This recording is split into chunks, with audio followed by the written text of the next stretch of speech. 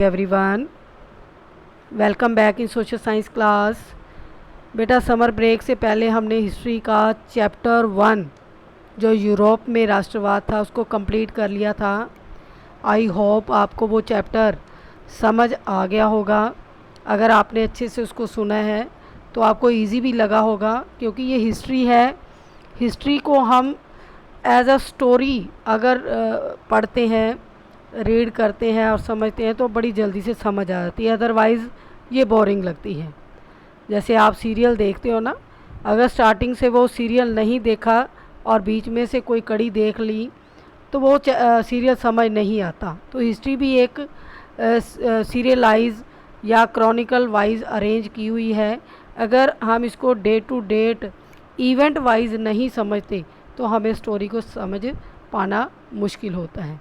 इसलिए बच्चों को थोड़ा हिस्ट्री टफ़ लगती है, लेकिन अगर हम इसको एक कहानी के रूप में पढ़ें तो वही हिस्ट्री जो बोरिंग भी है, टफ़ भी है, वो इजी हो जाती है। बेटा, मैं श्योरिटी दिलवाती हूँ आपको इस चीज़ की कि अगर आप इसको अच्छे से सुनते हो और इसको क्रॉनिकली अरेंज करते हो तो आपको कभी भी हिस्ट्री भूल नहीं सकती और ये टफ़ भी नहीं लग सकती। बेटा, तो आज हम समर ब्रेक के बाद हम नेक्स्ट जो अपना टॉपिक है चैप्टर 3 उसको कंटिन्यू करेंगे।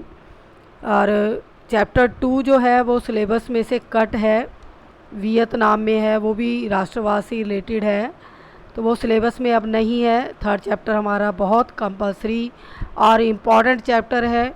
इम्पॉर्टेंट क्यों है? क्योंकि इसी चैप्टर के अंदर से लॉन्ग क्वेश्चंस जो 5 मार्क्स का पुट किया जाता है, 1 मार्क्स का भी आता है और स्टेंजास भी आते हैं और मैप स्किल भी। तो बहुत ही इम्पोर्टेंट चैप्टर है, आप लोग इसको ध्यान से पढ़ना। और ये चैप्टर कोई नया नहीं है आपके लिए। इस चैप्टर के अंदर जो भी इवेंट्स दिए हुए हैं हिस्ट्री के, वो आपने क्लास 8th में भी स्टडी किए थे। क्लास 8th में हम पढ़ के आए हुए हैं जो फ्रीडम मूवमेंट्स हुए थे 1885 से लेकर 1947 तक, तो वो हमने उस क्लास 8th में स्टडी किए थे। तो इस क्लास 10th की अगर बात करते हैं तो इसमें 1919 से लेकर 1934 तक का जो भी हिस्ट्री के अंदर घटित होती हैं घटनाएं, उनका जिक्र किया गया है। और बेसिकली इसमें गांधी जी के 2 बड़े मूवमेंट्स हैं, वो इम्पोर्टेंट है और इस चैप्टर के अंदर वो बताए गए हैं। तो कुछ सिचुएशंस बताई गई हैं उस समय की कि 1919 से पहले क्या हुआ था और 1919 के बाद जो मूवमेंट चले उससे हमें कैसे आज़ादी मिली, वो इस चैप्टर के अंदर हम डिटेल में डिस्कस करेंगे। जैसा कि टॉपिक है हमारा भारत में राष्ट्रवाद, तो यहाँ पर भी राष्ट्रवाद की बात कर रहे हैं।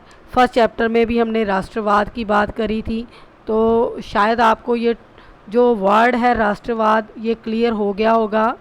राष्ट्र और वाद यानी कि राष्ट्र के लिए प्यार, राष्ट्र के को अपना समझना, और ये जो अपनेपन की फीलिंग है वो बहुत सारे ऐसे आइकन्स हैं, सिंबल्स हैं, जिसकी वजह से हमारे मन में अपने देश के लिए जो है एक लगाव, एक अपनेपन की भावना आती है। जैसे यूरोप के अंदर जो छोटे छोटे स्टेट थे वो मोनार्कियल स्टेट थे, या कह सकते हैं राजा का उनमें सिस्टम था, और उन्होंने कैसे फ्रेंच रेवोल्यूशन से प्रेरणा लेकर धीरे धीरे अपने छोटे छोटे जो एरियाज़ थे, प्रोविंसेस थे, उनको एक नेशन का दर्जा दिया। जब एक नेशन, राष्ट्र, राज्य बन जाता है तो इसका मतलब क्या आता है कि वो राज्य जो है इंडिपेंडेंट है, वो किसी का गुलाम नहीं है। तो राष्ट्रवाद की जो फीलिंग है वो किस कारण से आती है, वो इस चैप्टर के अंदर हम देखेंगे कि हम कैसे कह सकते हैं कि वी आर इंडियन, हमें कैसे प्राउड फील होता है। जो भी हमारे नेशंस के सिंबल्स हैं, वो राष्ट्रगान है, राष्ट्रीय गीत है, वो हमें अपना क्यों लगते हैं? क्योंकि हम एक ही सिस्टम के अंदर, यानी कि हमारी जो गवर्नमेंट है वो लोकतांत्रिक सरकार है, लोगों ने उसको चुना है, और हमें ये फीलिंग आती है कि हम इस देश के एक अभिन्न अंग हैं। तो जैसा कि हमने यूरोप में राष्ट्रवाद पढ़ा था, उसमें राष्ट्र राज्यों का उदय कैसे हुआ उसको समझा था, और ये पहचान जो है एक राष्ट्रवाद की या राष्ट्र राज्य की, ये कैसे आती है, ये हमने सारे इवेंट्स पढ़े थे। और धीरे धीरे जो नेशन स्टेट बने उनमें लोगों की जो सोच थी, जो भावना थी, वो कैसे बदली और राष्ट्र के प्रति उनमें लगाव कैसे पैदा हुआ।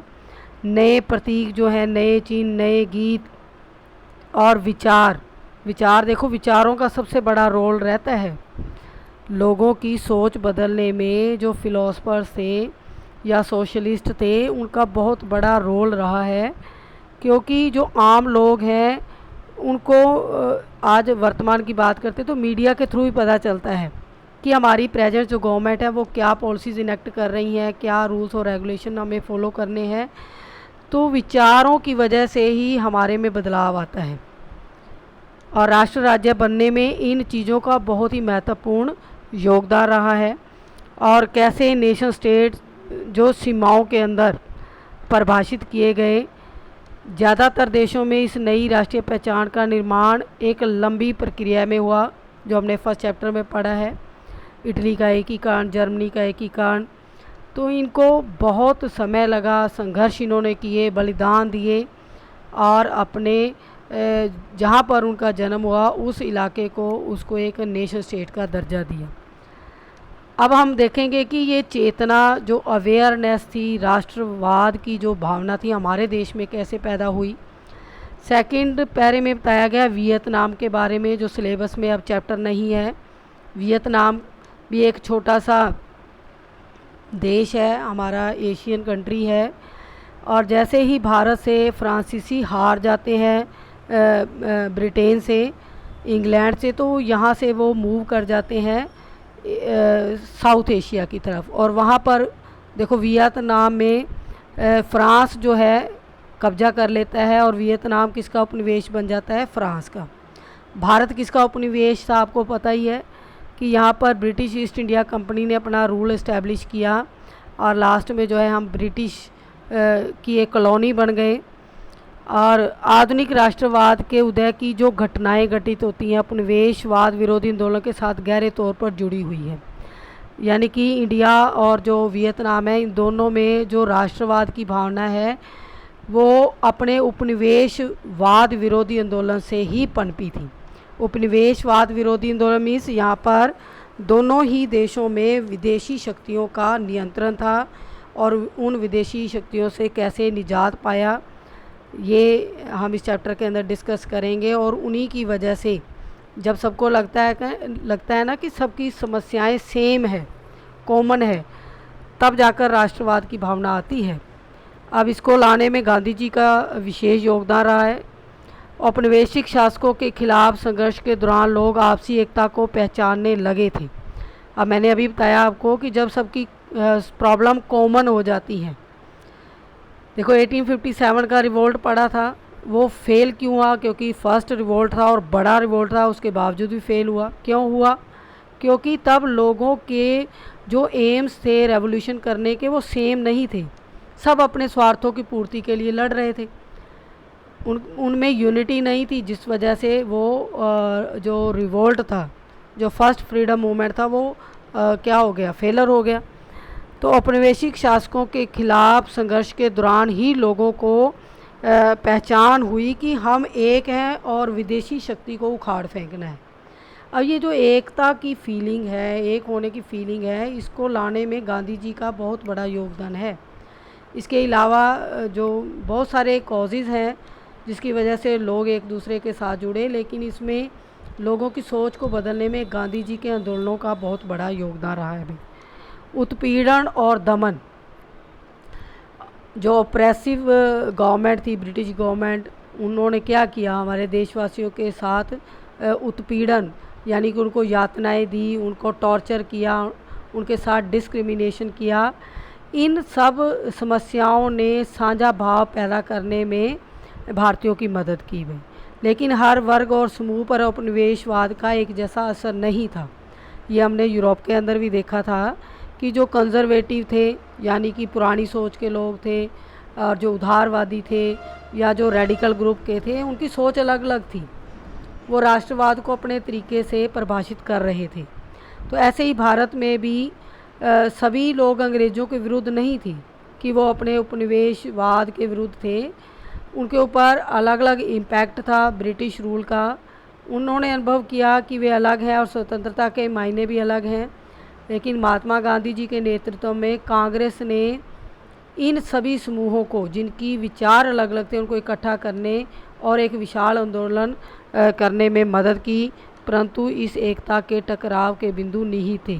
लेकिन अभी भी सबकी सोच एक नहीं थी। भारत के अंदर भी कुछ राष्ट्रवादी थे और जैसे कांग्रेस के वर्कर्स थे, वो उनकी सोच अलग थी। इसके अलावा भी कुछ क्रांतिकारी जो ग्रुप थे, उन्होंने अपने तरीके से देश को आज़ाद कराने के लिए संघर्ष किया। गांधी जी ने अपने तरीके से किया, कांग्रेस पार्टी ने अपने तरीके से किया। तो यहाँ भी बहुत सारी विचारधाराओं के लोग थे। नेक्स्ट है, पहले की एक और पुस्तक में हमने भारत में राष्ट्रवाद के उदय का अध्ययन किया था। पहले की कौन सी बुक? यानी कि 8th क्लास में। वहाँ हमने 20वीं सदी के पहले दशक तक की कहानी पढ़ी थी। इस अध्याय में हम क्या पढ़ेंगे? 1920 से आगे का अध्ययन करेंगे। 8th क्लास में भी हमने 1947 तक की स्टोरी पढ़ी थी, उसके जो मेन इवेंट्स थे उनको डिस्कस किया था। और यहाँ हम पढ़ेंगे असहयोग आंदोलन और सविनय अवज्ञा आंदोलन। 1920 से लेकर 1934 तक ये दोनों मूवमेंट्स जो है अलग अलग टाइम पीरियड में स्टार्ट होते हैं। तो इस चैप्टर के ये दो मेन पार्ट हैं, इम्पोर्टेंट हैं इस टॉपिक के चैप्टर के अंदर। इसके बारे में हम डिटेल में स्टडी करेंगे और देखेंगे कि कांग्रेस ने राष्ट्रीय आंदोलन को विकसित करने के लिए किस तरह के प्रयास किए। जो नेशनल लेवल पर एक पार्टी थी जिसका नाम था इंडियन नेशनल कांग्रेस, आज वाली कांग्रेस नहीं है, इसका पहले कुछ और रूप था, उसको बोलते थे इंडियन नेशनल कांग्रेस, जिसकी स्थापना जो थी भारत के अंदर 1885 ईस्वी में बॉम्बे में हुई थी बेटा।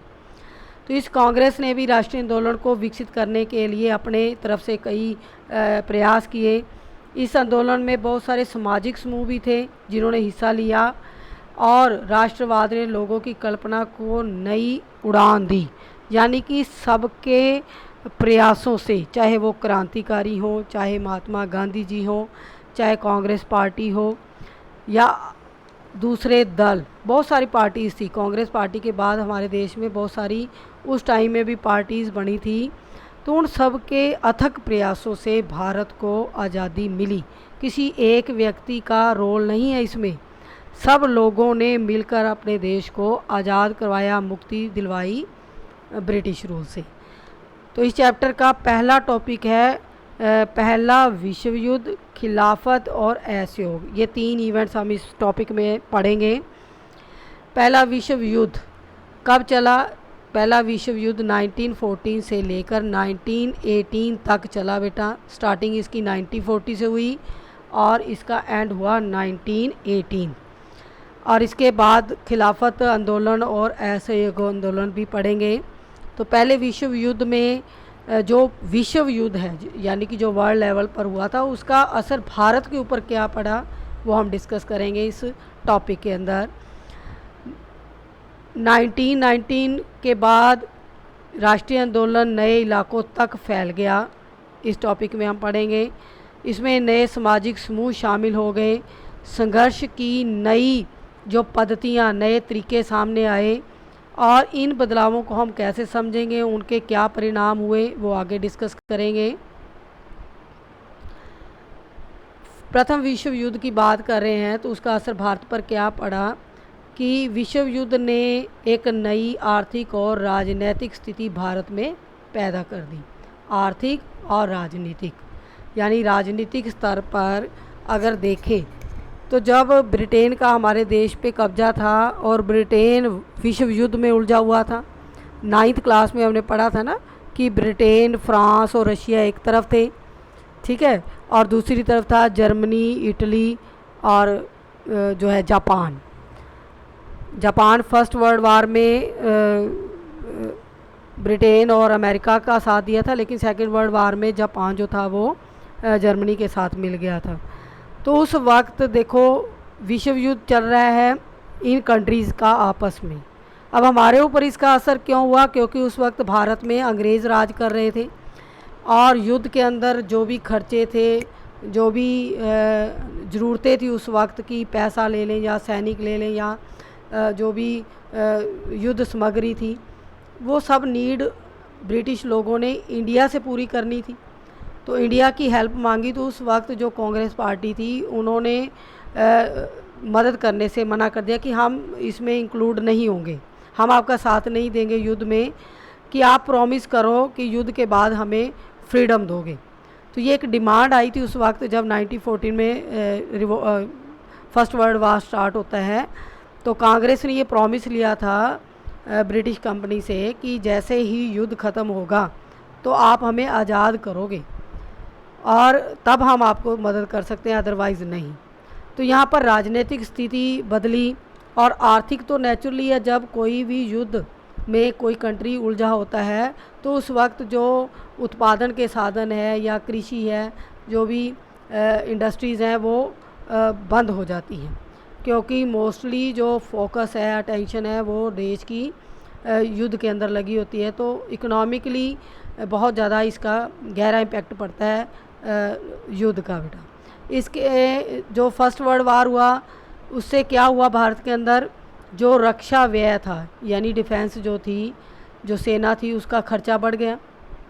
अब खर्चे की भरपाई करने के लिए कर्ज लिए गए, ब्रिटेन ने भी कर्ज लिया, जितने भी कंट्री इसमें शामिल थे उन सब ने अमेरिका से कर्ज लिया था फर्स्ट वर्ल्ड वार में, और करों में वृद्धि की गई। अब खर्चा किस चीज़ का है, जो डिफेंस के ऊपर हो रहा है, जो आर्मामेंट्स के ऊपर हो रहा है। अब उस खर्चे को पूरा करने के लिए कर्ज भी लिए और ब्रिटिश गवर्नमेंट ने भारत के अंदर जो टैक्सेस थे उनको भी बढ़ा दिया। इसके अलावा जो सीमा शुल्क थे यानी कि जो आयात निर्यात होती थी चीज़ें, उनके ऊपर जो टैक्स था वो बढ़ा दिया था। एक नया आयकर शुरू कर दिया था, इनकम टैक्स भी लगा दिया उन्होंने, ठीक है। तो युद्ध के दौरान क्या हुआ, देखो जब युद्ध होता है तो मैंने बताया था कि उत्पादन के जो साधन है वो सब ठप पड़ जाते हैं। तो उससे क्या होता है, जो डिमांड है वो तो एज इट इज़ रहती है लेकिन सप्लाई कम हो जाती है, जिससे क्या होता है कीमतें तेज़ी से बढ़ने लग जाती हैं। तो 1930 और 1980 के बीच की बात करें तो जो कीमतें थी, चीज़ों की कीमतें थी, वो दोगुनी हो गई थी, जिसके कारण जो आम लोग थे या जो गरीब लोग थे उनकी मुश्किलें बढ़ गई। और युद्ध के अंदर देखो अंग्रेज़ों को सेना की ज़रूरत थी, तो क्या किया ब्रिटिश कंपनी ने, जो गांव के लोग थे उनको जबरन भर्ती करने लग गए, उनको एज ए सोल्जर उनको रिक्रूट किया जाना शुरू हो गया। जिससे क्या हुआ, जो ग्रामीण इलाकों के लोग थे जिनके बच्चों को धक्के से आर्मी में भर्ती किया जा रहा था, उनको गुस्सा आ गया कि एक तो कर लगा दिए, टैक्स लगा दिए, जो नए रेवेन्यू थे वो बढ़ा दिए, कीमतें इतनी बढ़ गई कि उनका गुजारा करना मुश्किल हो रहा है, और उसके बाद उनको जबरन भर्ती कर रहे हैं सेना के अंदर। इसके अलावा क्या समस्या आई युद्ध के टाइम, ये सारी समस्याएं हैं ड्यूरिंग फर्स्ट वर्ल्ड वार। तो 1918 और 19 और 20-21 के बीच में जो फसलें थी वो ख़राब हो गई, क्योंकि युद्ध इतना लंबा चला, 5 साल चला ये युद्ध, खाद्य पदार्थों की कमी हो गई। इसके अलावा देश में एक महामारी फैल गई, फ्लू फैल गया, जिसकी वजह से 120 और 130 लाख लोग भारत के अंदर मारे गए। ये एक सर्वे किया गया 1921 में, अंडरलाइन कर लें इसको। तो जो महामारी फैली थी उससे लगभग 130 लाख लोग मारे जा चुके थे। अब फर्स्ट वर्ल्ड वार से लोगों को उम्मीद थी कि युद्ध ख़त्म हो जाएगा तो उनकी मुसीबतें कम हो जाएंगी, लेकिन ऐसा नहीं हुआ। मैंने पहले भी बताया ना कि कांग्रेस पार्टी ने युद्ध में जो है पार्टिसिपेट करने के लिए एक कंडीशन रखी कि हम शामिल तब होंगे जब आप हमें आज़ाद करोगे। अब युद्ध ख़त्म होने की कगार पर था, तो लोगों को उम्मीद हो गई कि अब शायद हमारी जो प्रॉब्लम्स हैं, जो महंगाई है, जो खाद्य समस्याओं का अभाव है, वो सारी प्रॉब्लम सॉल्व हो जाएंगी। लेकिन ऐसा कुछ नहीं हुआ। अब इसके बीच में एक नया नेता सामने आया, यानी कि 1915 की बात कर रहे हैं। तो उसने एक नया ढंग, एक नया तरीका पेश किया अपनी समस्याओं को दूर करने का, कि हम समस्याओं को दूर कैसे कर सकते हैं। तो उस नए नेता का नाम था महात्मा गांधी। जो फर्स्ट का सेकंड पार्ट है, सत्याग्रह का विचार, सत्याग्रह क्या होता है बेटा? सच के लिए आग्रह करना, सच के लिए लड़ना, कि जो बात सच्ची है और उस बात को मनवाने के लिए आग्रह करना। वो युद्ध नहीं है या लड़ाई नहीं है, ये एक विचारों की लड़ाई थी, एक तरीका था अपनी बात को अंग्रेज़ों से मनवाने का। तो गांधी जी का जो सत्याग्रह का विचार था वो क्या था? 1915 में गांधी जी भारत लौटे। कहाँ से आए गांधी जी? वो दक्षिण अफ्रीका में क्या करने गए हुए थे? वकालत। नोट करेंगे कि इंडिया में गांधी जी वापस कब आए? 1915 में। तो उन्होंने एक नए तरह के जन आंदोलन के रास्ते पर चलते हुए वहाँ की नस्ल भेदी सरकार से सफलतापूर्वक लोहा लिया था। अब यहाँ पर दक्षिण अफ्रीका की बात बता रहे हैं। गांधी जी जब वहाँ वकालत कर रहे थे तो दक्षिण अफ्रीका में भी बहुत सारी समस्याएं थी, क्योंकि वहाँ पर भी इंग्लैंड का राज था और वहाँ पर वाइट और ब्लैक्स के अंदर जो रेशियल डिस्क्रिमिनेशन था उसके विरुद्ध लड़ाई चल रही थी। तो गांधी जी ने इस लड़ाई को सत्याग्रह पर के जो है बेस पर चलकर जीती थी ये लड़ाई, और वहाँ पर गोरे लोगों को मजबूर कर दिया था काले लोगों को राइट देने के लिए। तो गांधी जी को वहाँ सफलता मिली जो इन्होंने सत्याग्रह आंदोलन चलाया। इसी जो पद्धति को सत्याग्रह कहते हैं। सत्याग्रह का विचार क्या है? सत्य की शक्ति पर आग्रह, यानी कि जो सच बात है उसको प्रूव करने के लिए आग्रह करना, संघर्ष करना, और सत्य की खोज पर जोर दिया जा सकता था।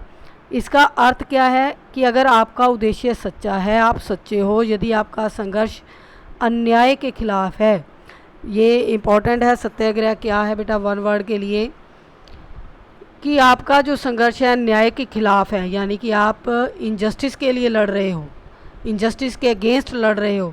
तो जो उत्पीड़क हैं, जिनके साथ अन्याय हो रहा है, उनको मुकाबला करने के लिए किसी शारीरिक बल की ज़रूरत नहीं है कि उनको कोई हथियार उठाना पड़ेगा। गांधी जी की सोच है कि जो व्यक्ति हैं, जो उत्पीड़क हैं, वो अपने अधिकारों की प्राप्ति के लिए किस रास्ते को अपना सकते हैं? सत्याग्रह को। प्रतिशोध की भावना या आक्रामकता का सहारा लिए बिना सत्याग्रही अहिंसा के सहारे अपने संघर्ष को सफल कर सकता है। इसके लिए दमनकारी शत्रु की चेतना को झिंझोड़ना पड़ेगा, यानी कि ब्रिटिश गवर्नमेंट को बताना पड़ेगा कि वो भारतीयों के साथ जो दमनकारी नीति या जो उनका शोषण कर रहे हैं वो सरासर गलत है। तो इसके लिए गांधी जी ने लोगों को प्रेरित किया कि वो सच के मार्ग पर चलते हुए अहिंसा का रास्ता अपनाते हुए अपनी मांग को अंग्रेज़ों के सामने रखें। उत्पीड़क शत्रु को ही नहीं बल्कि सभी लोगों के लिए हिंसा के जरिए सत्य का स्वीकार करने पर विवश करने की बजाय क्या करेंगे? सच्चाई को देखने और सहज भाव से स्वीकार करने के लिए प्रेरित किया जाना चाहिए। यानी सभी लोगों को, कोई ज़रूरी नहीं हम हिंसा का रास्ता अपनाकर अपनी बात को सामने वाले तक पहुंचा सकते हैं। घर भी देखते हैं ना, अगर घर में कोई प्रॉब्लम हो जाती है तो हम प्यार से बच्चों को समझाते हैं, और बच्चों की जो नीड्स हैं वो बड़े लोग भी फुलफ़िल करते हैं। अगर हम अपने घर में ही कॉन्फ्लिक्ट कर लें, झगड़ा कर लें, तो उस झगड़े का कोई रिज़ल्ट नहीं निकलता स्वाय परेशानियों के, अशांति के। अगर बड़े लोग बच्चों की शांति से बात सुनते हैं और बच्चे भी समझते हैं तो उस घर में कभी कलह क्लेश नहीं हो सकता। तो ये बात गांधी जी कहते हैं कि देश के अंदर भी लागू हो सकती है। अगर देशवासियों की कोई समस्याएं हैं, उनको लगता है कि उनके साथ एक्सप्लॉयटेशन हो रहा है, तो वो ब्रिटिश सरकार के सामने अहिंसा का मार्ग अपनाते हुए अपनी बात को रखें, उनको समझाएं कि वो गलत कर रहे हैं, उस बात के लिए डटे रहें बिना हथियारों से। तो एक दिन वो मजबूर होकर ज़रूर मानेंगे। तो इस संघर्ष में सत्य की ही जीत होती है। गांधी जी का विश्वास था। गांधी जी का विश्वास था कि अहिंसा का यह धर्म भारतीयों को एकता के सूत्र में बांध सकता है। यानी देखो, एक छोटा सा वर्ड अहिंसा और सत्याग्रह, ये दो हथियार थे गांधी जी के, जिसके बल पर उन्होंने इतना लंबा संघर्ष लड़ा और अंग्रेज़ों को मजबूर कर दिया देश को छोड़ने के लिए। तो गांधी जी ने सोचा कि भारतीयों को अगर एक करना है, उनमें राष्ट्रवाद की भावना को लाना है तो उनको अहिंसा और सत्याग्रह को अपनाना होगा।